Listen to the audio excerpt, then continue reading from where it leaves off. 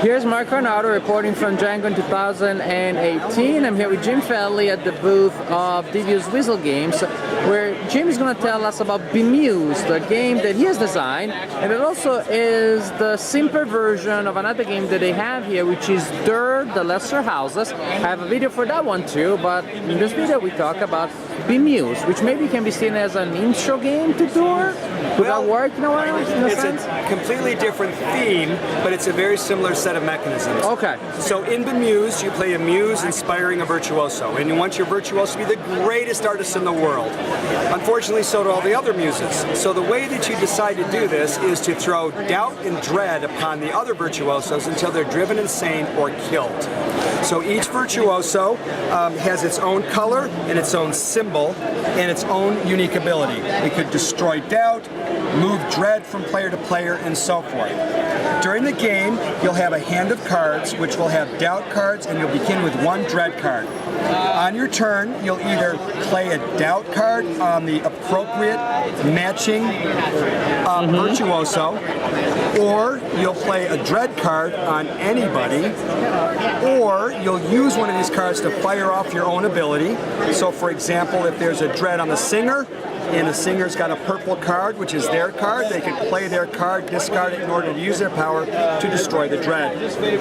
Or the last thing you'll do is you'll use two matching cards to instill dread. All this does is allows you to take this, discard it, pick up a dread card, and place it anywhere you want. Once a player gets 5 cards on them, they go insane. If they get 5 cards on them, Any 5? Any 5. If more of those cards are dread than doubts, then they become a ghost. They throw away all the cards on them and all cards, and they're there to haunt people. Ghost's job are to then each turn either lay a dread card down or switch a doubt card into a dread card in order to make everyone else's scores drop, drop, drop until the ghost can win. The ghost score is based on a fixed number, based on the number of people playing, plus 1 for every ghost in play. So if I make another ghost, both of us get another point. As a player, once you start getting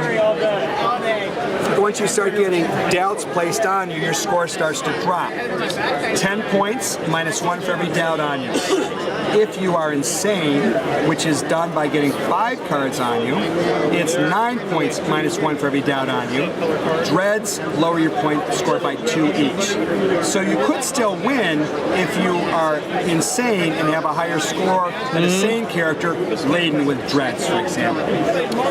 Each of the players, as an artist, has a Gemina card. The Gemina represents a virtuoso that you've seen in your dreams and visions since you were a child. I've had dreams and visions of the dancer, and over the course of my life, I've come to love the dancer, and I will gain a point at the end if the dancer is not dead.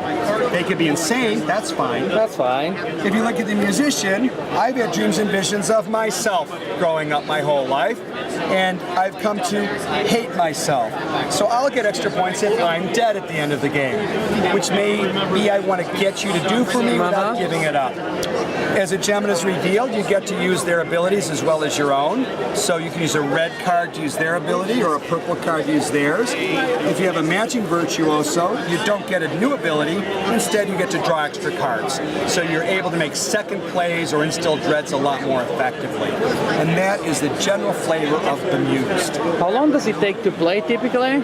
Once you know the game, a 4-person or 5-person game typically takes 15 to 18 minutes. And it plays how many people? It plays 4 to 6 people. And again, part of this game is trash talk and table talk.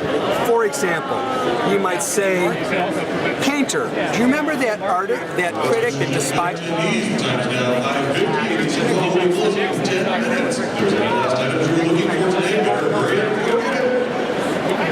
let's start by saying, and you know, a big part of this game is trash talk. And you know, a big part of this game is trash talk and deal making. So for example, suppose that you're playing the painter and I'm playing the musician. I might say, hey, you know that critic that despises your work? I gave them tickets to your opening. I hope you don't mind. By the same token, I might want to trade with you if my power affects doubts and yours affects dread. Maybe we can make a deal. Maybe I can give you a card to do something. Maybe I can turn you against someone else. That's where the true flavor of the game emerges, and you really start to take on a little bit of role playing to make the game come alive. Last thing is there's a couple of Easter eggs that the artist was kind enough to hide in some of these. For example, if we look at the painter, an artist views the world through their art. So her eyes are closed, but her painting's eyes are open. The thespian, for example, he takes life from the roles he plays, so he's lifeless and white, except for the areas around the mask, which are giving him life. So there's a lot of little Easter eggs and clever things that the artist has put into this game, and I really appreciate it. Her name's Tawny Pettit, and she's phenomenal. And when and where can people purchase the game? Bemused is in normal retail channels right now. It can also be purchased here at GenCon or on my website. Perfect. Thank you so much. Thank you for the time. I hope you have a great con.